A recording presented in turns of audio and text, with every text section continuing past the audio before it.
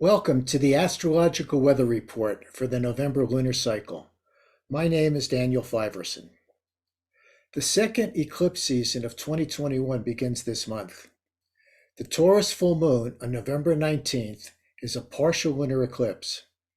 The December lunar cycle begins with a Sagittarius total solar eclipse on December 4th, and I'll have more to say about that next month.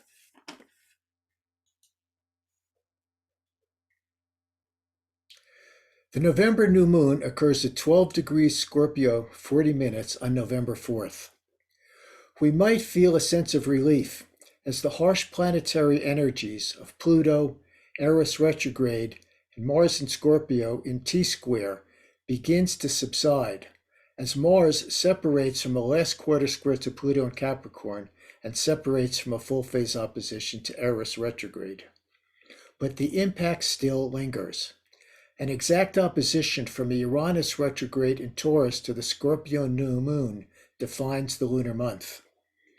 Pluto is still in a tight orb to Eris retrograde and will move in and out of orb due to their retrograde cycles for another 3 years. Scorpio correlates to marriage and sexual union. Eros was the primordial god of procreation who emerged from chaos as the driving force behind the generation of new life in the cosmos. Eros is the glue that bonds the universe together. On a human level, that bond is sexual attraction.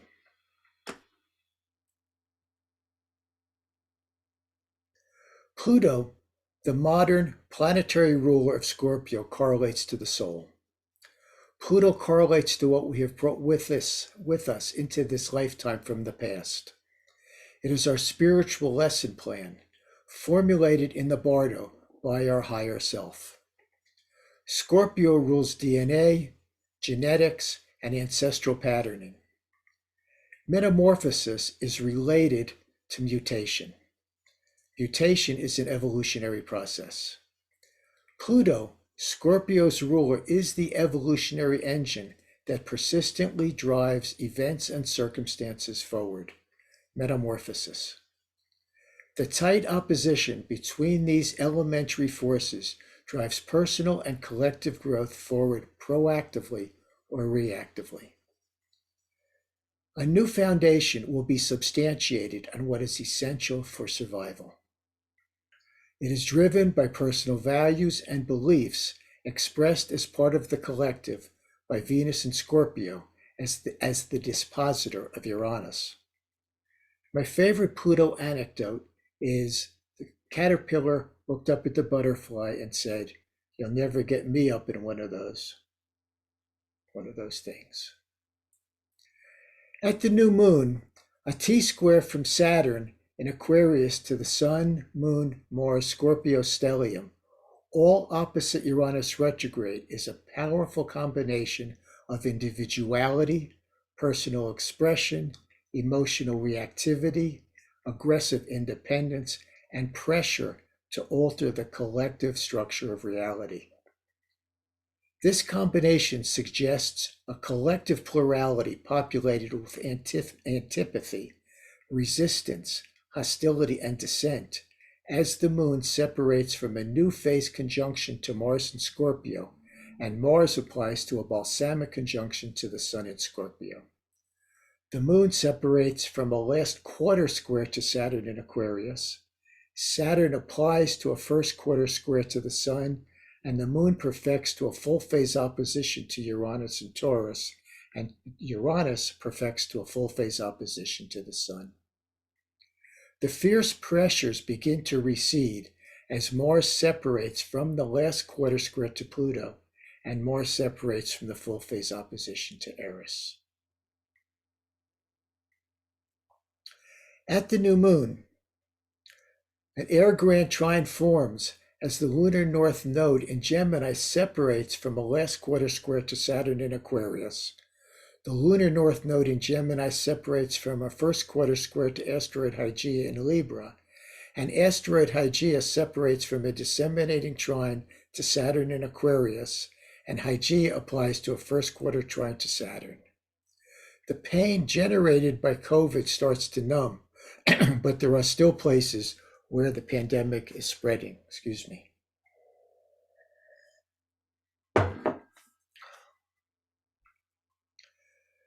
Mercury and Venus both change signs in a perfected sextile to each other on November 5th as Venus ingresses Capricorn. Relationships are restructured and find new foundations for mutual support. The balance between conditional and unconditional love is measured as Venus separates from a last quarter square to Neptune retrograde in Pisces. Our wounds create pressures for new priorities as Venus applies to a last quarter square to Chiron in Aries. And priorities and values ground conversations that plumb ideological depths and can threaten to become ultimatums. What is essential for our survival has become the foundation of our emerging priorities as Venus separates from an out-of-sign disseminating trine to Eros retrograde in Aries. The lunar north node in Gemini forms a yod, or a finger of God formation, with Mercury and Venus. The future is challenged by a clash of irreconcilable values, priorities, opinions, and ideas as the lunar north node in Gemini applies to Venus. The lunar north node in Gemini applies to a first quarter square to Mercury in Libra, and Mercury perfects to a last quarter sextile to Venus. Relationships experience new levels of commitment as Venus separates from an out-of-sign conjunction to asteroid Juno in Sagittarius. And creative quintiles from Neptune and the lunar north node enhance these planetary dynamics, providing impetus for original ideas and visions to reimagine the future.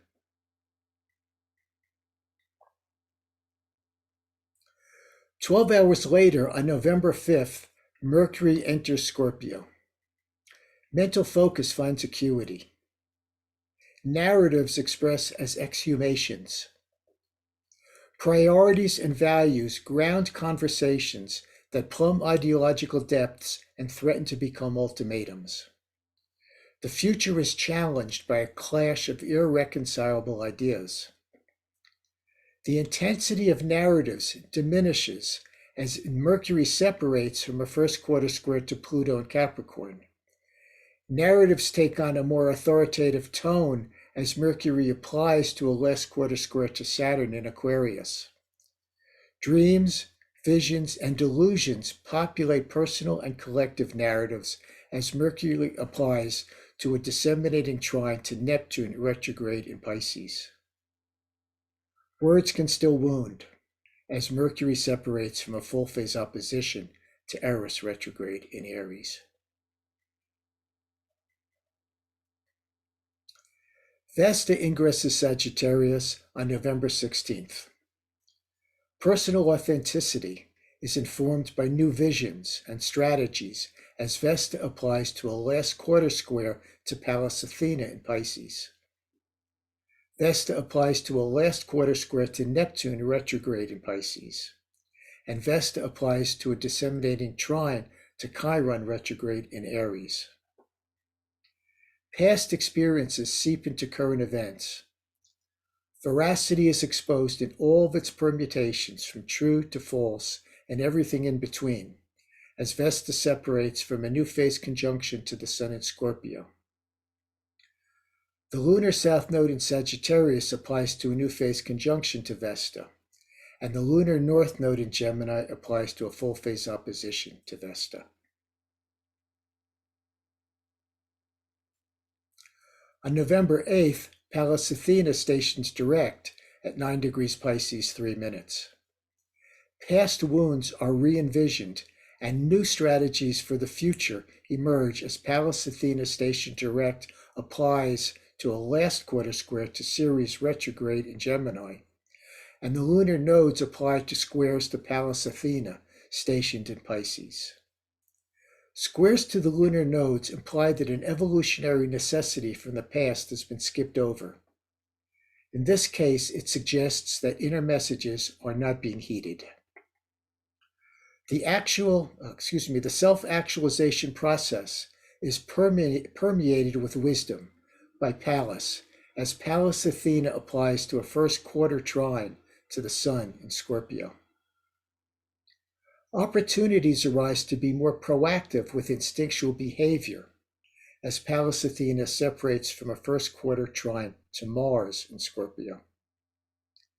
And opportunities arise to bring more inherent wisdom to our narratives to ourselves and others, as Pallas Athene applies to a first quarter trine to Mercury in Scorpio.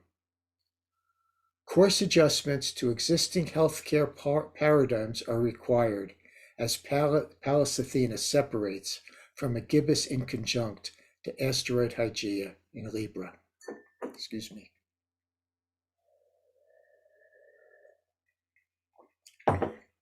On November 14th, asteroid Juno enters Capricorn. Juno is about fidelity and commitments. Capricorn will encourage faithfulness to our own authority, maturity, and responsibility. New foundations establish self-accountability as the moon in Aries separates from a first quarter square to Juno, and Chiron retrograde in Aries applies to a first quarter square to Juno. With Juno in Aries, our attention turns to our sacred commitment to ourselves. It could express as selfishness. It can also express as enlightened self-interest. Our self-commitment is formatted by our visions and dreams, as Juno applies to a last quarter square to Neptune retrograde in Pisces.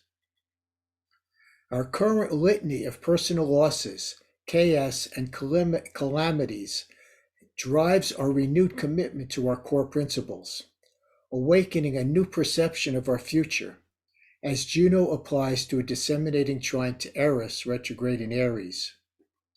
Juno applies to a full phase inconjunct to Ceres in Gemini retrograde, and the lunar north node in Gemini applies to a full phase inconjunct to Juno.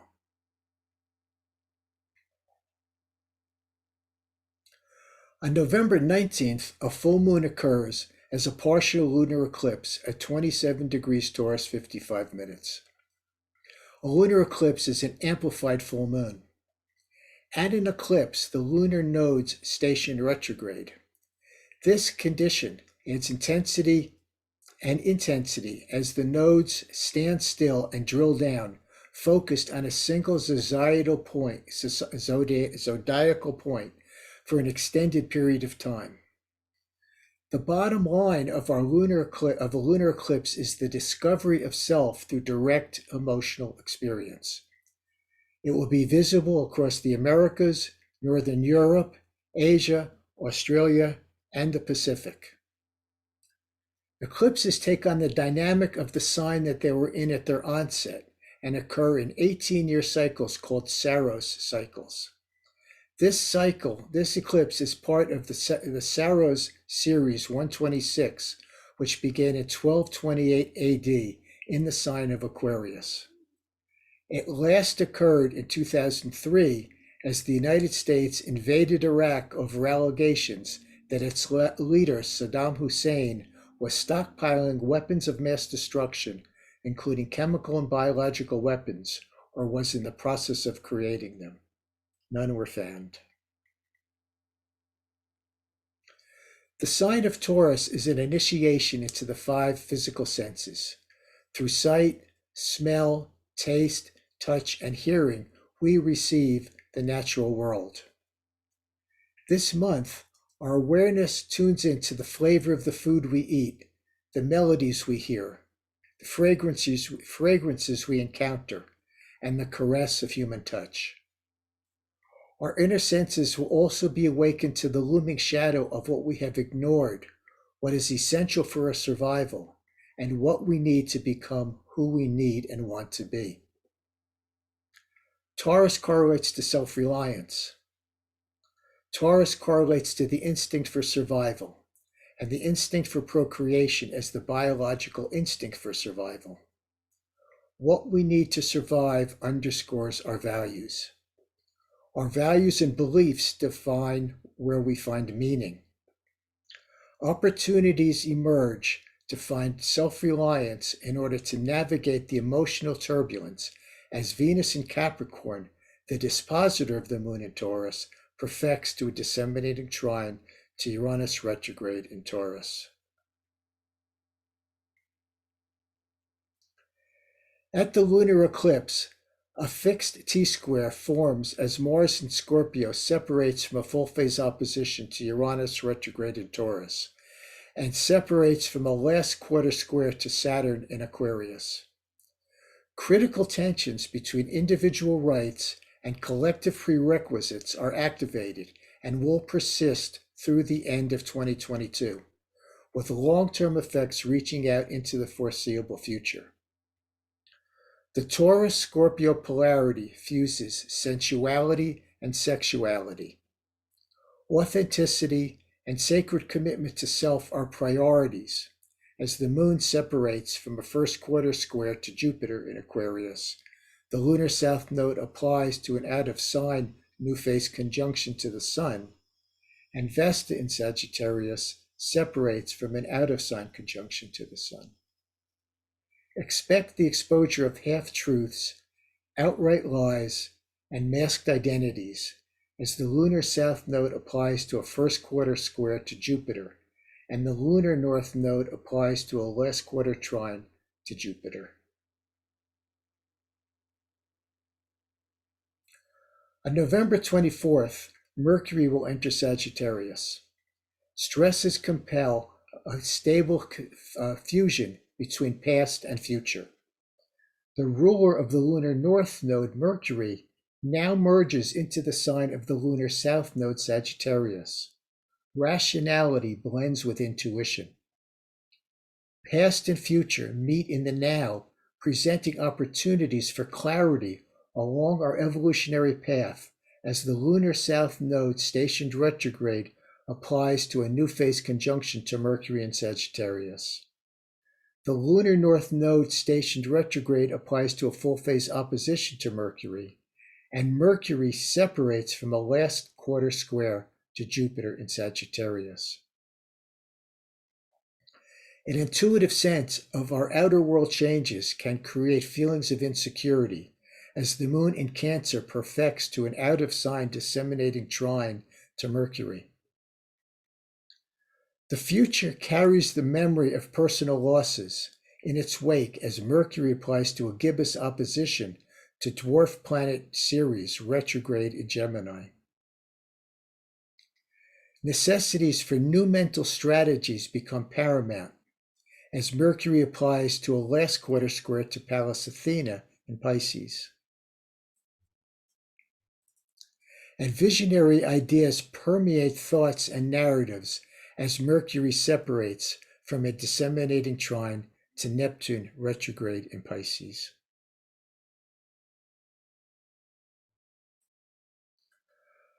Neptune stations retrograde at 20 degrees Pisces, 24 minutes on December 1st. Thoughts, discussions, and ideas consider adopting a more adventurous outlook as Mercury in Sagittarius applies to a disseminating trine to Neptune.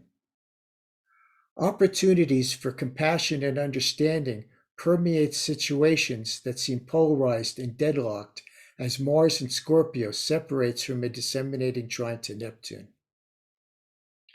The global effects of COVID begin to diminish as case numbers and deaths decline. In some areas, as asteroid Hygeia separates from a full phase inconjunct to Neptune. I have just published a new class that comprehensively explores the nature and dynamics of the astrological houses from an evolutionary astrology perspective. It is available for download from my website, evolutionaryastrology.com/houses class. There is a link right on the home page. Check it out. It contains a lot of insights and new perspectives. This lunar month, we are compelled to commit to personal strategies and health regimens that address and support what is truly essential in our lives, not just what is essential for our day-to-day life, but what is essential for our survival, individually and collectively. The new normalcy will be the one we create for ourselves. The shadow material that is emerging is not going to go away by itself. The crises and challenges will continue on an individual and collective level until all of the toxic beliefs and emotions are identified, remedied, and healed. Pluto takes no prisoners. Choiceness awareness surrounds us. Find solace and respite through the healthy enjoyment of the five senses. Get closest to who and what you love. Bond with them. We all need to get out of our heads and into our bodies where the heart resides. This is how you can reach me. Thank you so much for tuning in. Namaste. See you next month.